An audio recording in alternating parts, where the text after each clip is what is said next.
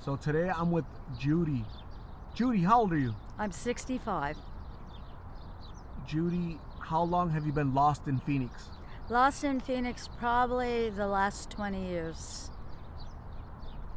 So back when you were, 47? Roughly, yes. What happened back then to cause you to come out to the streets? Well, I'm truly not on the streets. I live back east in New York. And I came here after a detail in military overseas. The women that were with me on a detail decided to vacation in Phoenix, and I was like, oh God, Phoenix, this is where I'm from, born and raised. And I stopped and saw my parents here, and then guys, they'll do it to you every time you run into an old boyfriend, and that's what stuck me here, was the gentleman from years past.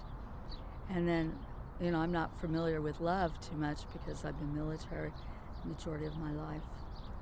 Okay, what branch were you in? I'm in Marines. Marines. I'm a Marine. Yes. Wow. Yes. Okay. Yes. What high school did you go to? Central High. Bobcat? Yeah, Central Bobcats, correct. Okay, awesome. Out here in the streets, I interview a lot of folks. You say you're not homeless, but there's lots of homeless out here. A lot of people doing either blues or G. Right. Do you partake in any of that? I'm, of course, product of the military, and you have your breaks, and I'm a military doctor, okay? But I've had my moments where I've needed painkillers throughout my life, which is the inception to other drugs. Being a doctor without borders, I test drugs and I have to be familiarized with the drugs. And I thought my familiarity, I can't say it, I could put myself to the streets for people who needed a doctor right away, and somebody that can get down and look at them while the ambulance or the EMS comes. I've helped thousands of people here on the streets of Arizona, being Doctor Without Borders when I'm not practicing it overseas with the military. Yes. So your profession is a doctor, right? And correct. You decided to get involved, help the people on the streets, and just come out here, huh? Right. But I've had broken bones, and I can see what leads to heavier drugs and as to why, because of the psychological part of it as well. And the majority of the people that I've spoken to, I did a first aid tent at Cass many years ago, and you can ask them in regards to myself, that there's people there that never even have slept in a bed in 50 years, and they have mental issues. You can tell by speaking with them, but that might be just how they are anyways. So who am I to judge who they are? But it's when they become self-mutilated, intent to themselves, and that's why they go to heavier drugs, because of maybe the groups they fall into while being on the streets. Because when you start being on the streets, you truly have no friends. You're trying to find your niche in each group, who you belong to, and then you find the drug that you like, or Christian, being either Christian or a hippie in the old days, or goth, whatever. That's what leads you to the drugs, yes. So was this like an experiment on your behalf that you tried to do, or just something you wanted to live to help out others, or what? That's a good question. That's really an interesting question too, because I'm asked that. Let's see. It's something I liked at the time in helping, but the streets, the elements have a way of wearing you thin. And then when it's time to say, oh hell, I need to get out and get a job, the condition of yourself, being physical or mental, is not 100% for interviewing or taking a job that you're accustomed to having.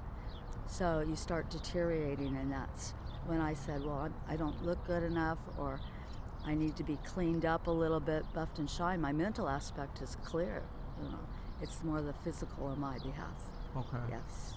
Does your family know that you're out here? Do you have any children, any siblings? I have parents and relatives throughout Arizona, actually, and they know I'm here, yes. And the people that do shop at this store in the area I'm in, they know me from when I was a little girl, Yes, because I was born in Phoenix as well. And they know me when they go in and out of there. Yes, they've known me a good 55 years. Wow. Yeah, it's amazing to see the kids I played with now are like older like myself. Yes. What middle school did you go to? I didn't have a middle school. It was straight from Rose Lane, 8th grade, then into Central freshman year. Okay. Yes. And is that when, after high school, you enlisted in the Marines? No, I've been some form of military my whole life. So even as a young kid, I was put in appropriate schools, schools that are preparing me for the line of work that I did choose to do. Wow. Yes.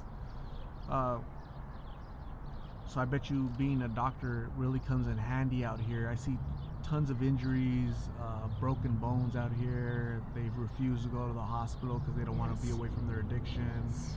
Do you see that as well, where people just refuse medical care? So you jump in to kind of triage them and help them, or what? Yes, I do that.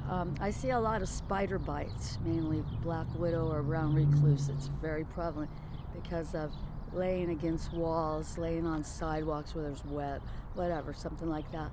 And I see a lot of infections from needle wounds, from people putting needles, and it's very similar, the type of injury it causes, similar to a spider bite. It gets real big, swollen, and they have to be attended to because it eats away your skin. I mean, the spider, especially the recluse, it just tears you apart. And these kids, I look at it and go, oh my God, please go. I'll drive you there. I'll have a bed waiting for you. I'll do whatever I can get you in there now. Yeah. And they have to dig it out. And I've seen people with diabetes who refuse to go in and end up with amputations. I've seen just all kinds of car crashes, yes, on the street corners prevalently. It's really puts the fear of God in you not to want to drive on our streets at times. Right. Because of the amount of red light runners and, I've interviewed so many people that have been hit by cars. Oh my gosh. They stumbled into traffic. They're high as heck. Yes. And not necessarily red light runners or people speeding. It's just they're going the speed limit. Just some people just stumble out into traffic because they're so high. Right. They don't know what's going on. And the heat has the main factoring issue on that, falling into the streets, and drug and drinking. I see more alcoholics, more drinking, pints of vodka like it's water, still real big on the streets. So comparing what you see out in the streets today versus like when you grew up, let's say 10, 20, 30 years ago, what's the biggest difference now? Why do you think there's so many young people out here in the streets just using all kind of different substances, self-medicating? Why do you think it's grown so much? Well, I think it's more readily available. You don't have to sneak around, really to go get that next fix. I believe the children that are over 18, God, I hope they are, they have money, they have dowries, they have inheritance. I think our children are more wealthier today than they were 15, 20 years ago, where you had to go in to bust the table to get your tips to go out and, get your drugs. And that was me. I was the best tables in restaurants. So I'd have cash on the moment, which leads to other things too, quick cash. And I see a lot of prostitutes, young prostitutes, but they're the same ones over 30 years out here. There's no new ones unless you go to the pocket areas, maybe where the money's better. And then God knows what they do to get that money. I have my limitations. You have to respect yourself somewhere. And how do you make money? I do odd jobs, cleaning houses. I drive, I have a driver's license. I do whatever they present what they need, and then I think it's advantageous or not. I'll be willing to help, because these individuals that have been helping me, I'm familiarized with them. Judy, what does your future look like? What's going to happen to you another 5-10 years? Where will you be? What will you be doing? hopefully not an old folks home. I'm hoping to get back to New York and back to what I was set out to do when I finished the military, was to go back to New York. And I was having a great time doing what I had set out to do, and, in the theatrical and Wall Street industry, and helping with producers, directors, writers. I've done that my whole life. And I was very comfortable when I left New York. But I also am suffering leukemia, okay? And that's been one factor in my whole life. So I would be only to work when the leukemia after a white cell transplant. So future looks like, I hope I get my white cell transplant. It'll be my third one. I'm a recipient of an organ, and I'm keeping that in good shape. So that's another reason it keeps me away from the heavy duty ones. And as far as taking any sort of antibiotic or pain pill, it's taken as prescribed anyways. I'm not a user of, because I've seen what it does. You've led a busy life, so military, doctor, Wall Street, and, leukemia, unfortunately, and you've been dealing with producers and directors and the movie industry. Wow. Judy, it was really nice talking to you. Thank you. I really hope that things get better. You end up doing whatever it is that you set out to do. I hope your health improves with your leukemia. Yes. I'll come out here and check on you. I'm going to give you my card with my number on it, so you can call me if you need somebody to talk to, or I'm willing to help you as much as I can, okay? All right. So in the meantime, please stay safe. God bless. We'll talk soon, okay? All right, very good. Thank you.